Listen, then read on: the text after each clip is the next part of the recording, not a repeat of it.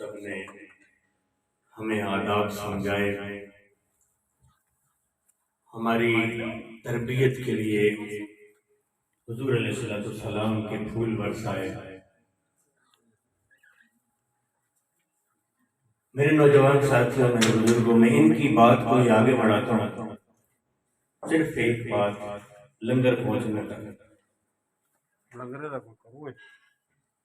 یا ایھا الذین آمنوا کونوا مع الصادقین، قال النبی صلی اللہ علیہ وسلم الصدق ینجی والکذب یہلک، کما قال علیہ الصلوۃ والسلام۔ اللہ کہہ رہے ہیں سچوں کے ساتھ ہو جاؤ۔ حضور نے فرمایا سچ نجات دیتا ہے، جھوٹ ہلاک کرتا ہے۔ یہ وہ بیماری ہے، انفرادی طور پہ نقصان اس کا یہ ہے کہ ایمان چلا جاتا ہے، اور اجتماعی طور پر اس کا نقصان یہ ہے کہ معاشرے میں بدگمانی، معاشرے میں برائی، معاشرے میں بہت ساری خرابیاں اس ایک گناہ کی وجہ سے پھوٹتی ہیں۔ صحابی رسول صلی اللہ علیہ وسلم ابھی ایمان لائے، پوچھا یا رسول اللہ صلی اللہ علیہ وسلم میرے اندر بہت سے عیب ہیں، میں چوری بھی کرتا ہوں، میں زنا بھی کرتا ہوں، میں اور بہت سے فعل کرتا ہوں، آپ مجھے حکم ارشاد فرمائیے ان میں سے کون سا وہ آسان ہے جسے میں چھوڑ دوں؟ آپ صلی اللہ علیہ وسلم نے فرمایا او میرے نئے نئے غلام، تو ایک کام کر، جھوٹ نہیں بولنا۔ کیا نہیں بولنا؟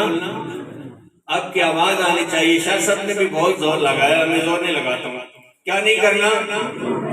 جھوٹ نہیں بولنا۔ آج سے ہم نے شاہ صاحب سے آنے کا، ہمارے اوپر احسان کرنے کا، ہمارے اوپر شفقت فرمانے کا یہ میسج لے کر جائیں کہ شاہ صاحب نے ہماری تربیت کی، آداب کے لحاظ سے ہمیں یہ میسج دیا کہ اس محفل سے جائیں تو جھوٹ نہیں بولیں۔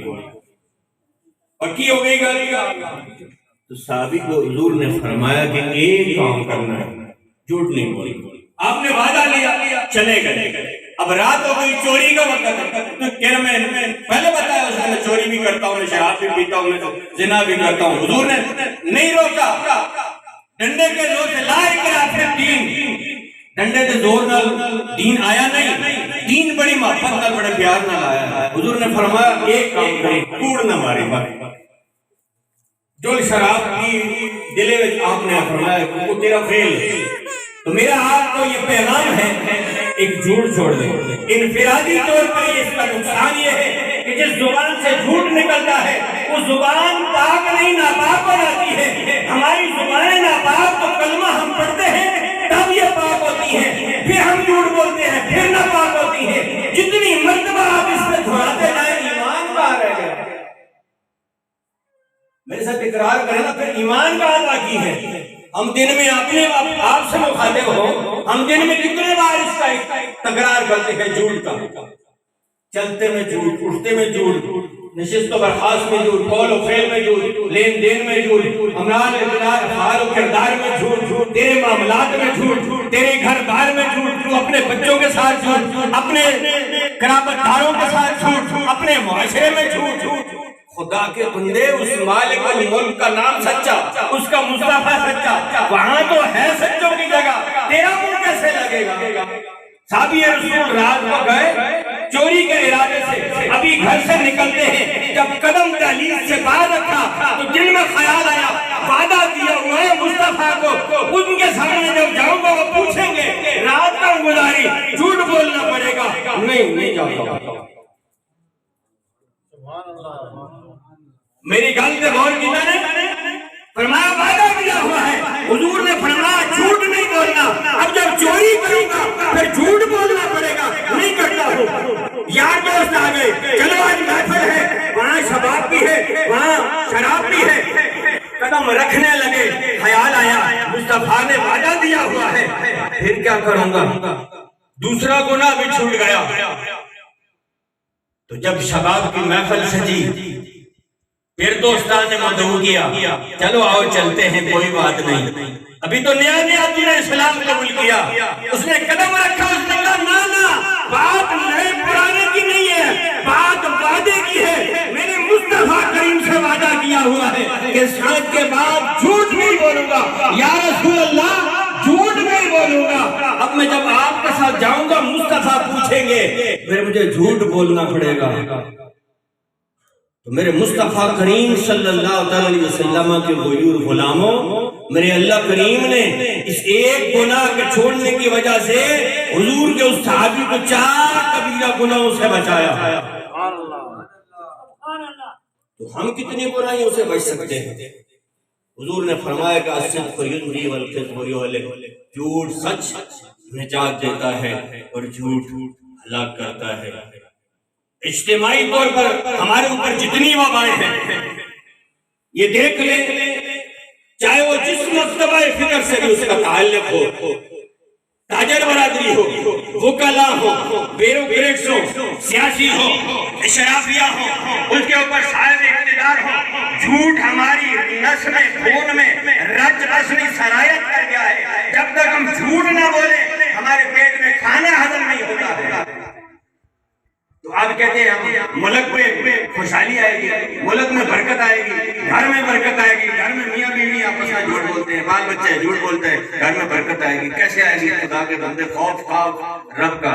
اس لیے آج کی اس نشست کا، شاہ صاحب کی شفقت کا اظہار شکریہ، انہوں نے قدم رنجہ فرمایا، ہمیں انہوں نے شکریہ کا موقع عطا فرمایا، ہم ان کی دل کی آتھا گہرائیوں سے ان کے مشہور ہیں۔ آج کی اس نشست کا یہ میسج ہے ان سادات عظام کے ذریعے سے کہ خدا را باز آ جاؤ۔ ایک گناہ کی وجہ سے، ایک کبیرہ گناہ ہے، جھوٹ کبیرہ گناہ ہے، اور 5 کبیرہ گناہوں سے سردار گناہ ہے۔ ہم سب و شام سے اختیار کیے ہوئے ہیں، پھر کہتے ہیں ہم مسلمان بھی ہیں، ہمارا ایمان بھی باقی ہے۔ تو جس زبان سے جھوٹ بولا جاتا ہے وہ زبان ناپاک ہو جاتی ہے، اور جہاں ناپاکی ہوتی ہے وہاں اللہ کی رحمت نہیں ہوتی۔ اس لیے میرے بزرگوں دوستو، آج سے یہ عہد کر کے جاؤ کہ ہم اپنی زبانوں کو پاک رکھیں گے اللہ کے ذکر سے اور حضور علیہ السلام کے فرمان سے کہ سچ جو ہے یہ نجات دیتا ہے۔ اللہ ہمیں سچا بنائے۔ حضور اللہ نے فرمایا کہ سچوں کے ساتھ ہو جاؤ، حضور نے کہا کہ جو سچ بولتا ہے اسے نجات دی جاتی ہے۔ آمین۔ اللہ کریم ہمارا بیٹھنا، یہاں آنا، سننا، پڑھنا، بنانا، شاہ صاحب کا قدم رنجہ فرمانا اپنی رحمت الہ میں قبول و منظور فرمائے۔ اب میں شاہ صاحب سے ملتمس ہوں کہ وہ دعا فرمائے۔